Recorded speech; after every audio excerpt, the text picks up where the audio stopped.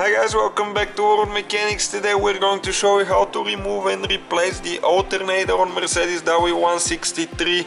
Okay, this one is a 320, so it's 115 amp alternator. If it's the V8, usually they're 150, and it's supposed to be charging around 14 volts.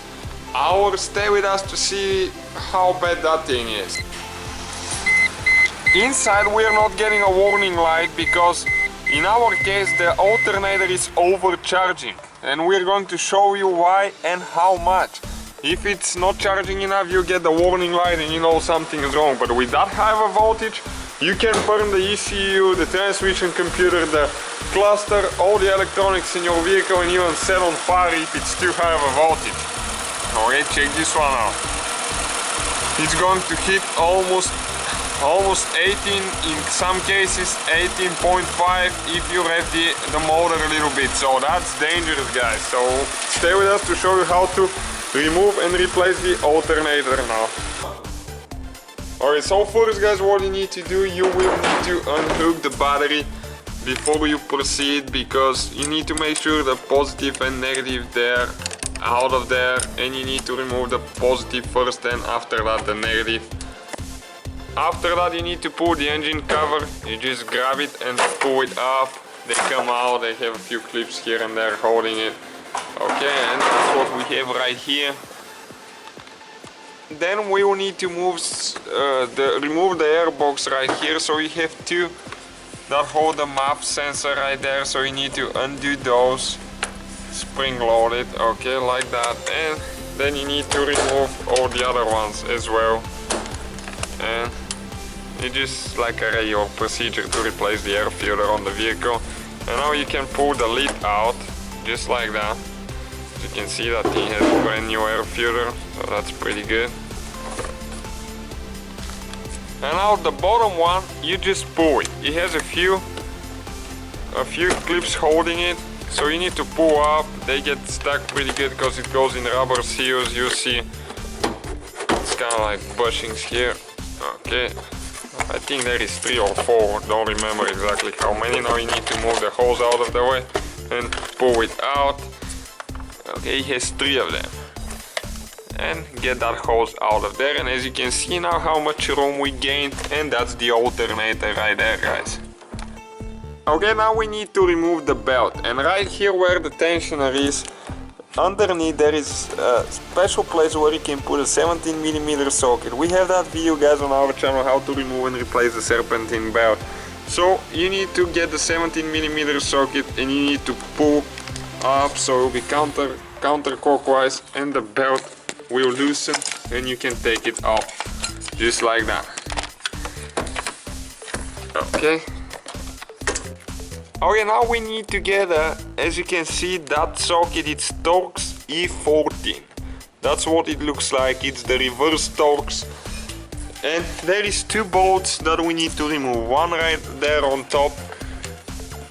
And make sure you have that socket guys, because otherwise if you strip those, we've seen those in the past, people will try to take them with a regular socket and it doesn't work because they're pretty tight sometimes. And now there is one more on the bottom, hard to show you, but it's on the bottom side of the alternator. Right there you can see where the socket is. So we need to take these 2 bolts off all the way, they're pretty long bolts. Okay, the bottom bolt is about to come out and you can see how long that thing is. So it's gonna take you a while to remove it. Okay, and as you can see, they even have a thread lock, so it's recommended to use thread lock when you install them so they don't get loose. Okay, and this one's coming out as well. So you need to move it a little bit, it gets stuck somewhere. Okay, and if you keep unscrewing, if it's stuck, you need to move the alternator up and down a little bit. They tend to be pretty tight fit there, but you'll be able to get it at one point. Okay, right there, almost out of there. Same bolt, both of them should be the same length. As you can see, same size. And now those bushings are holding there pretty good, so be careful. We need to pry it a little bit, but don't pry on aluminum or wire. Just be gentle.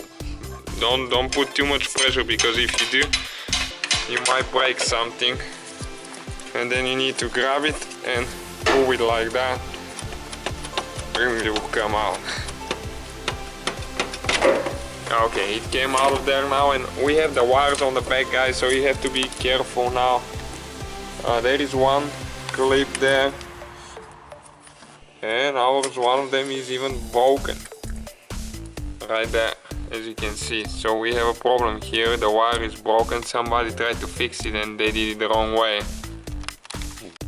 And now we need to get a 12mm socket. So now we need to remove the big wire. That's the one that charges the battery. Okay, so with the 12mm socket, there is one nut that you need to remove.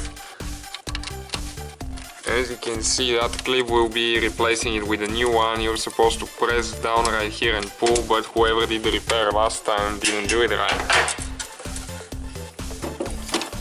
So that's a good thing sometimes, guys, to do it yourself. You never know at those shops who is going to do the repair, how qualified they are.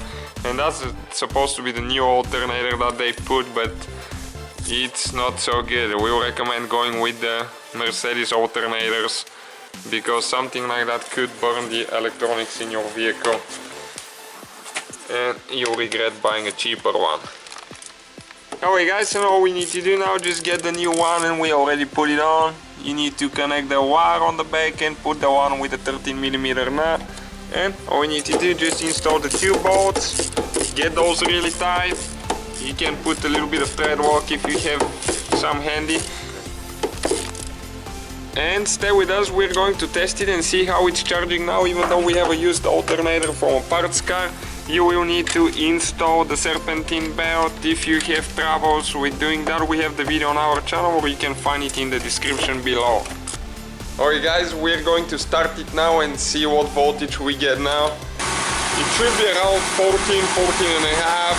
Okay, let's see what we get now. Okay, 14.25, which is perfect. So you can see how much difference, and that's healthy. Otherwise the battery can explode, overload the system, and even got the car on fire. Thank you guys for watching. Don't forget to subscribe and give us a like. We have a new video on our channel every day.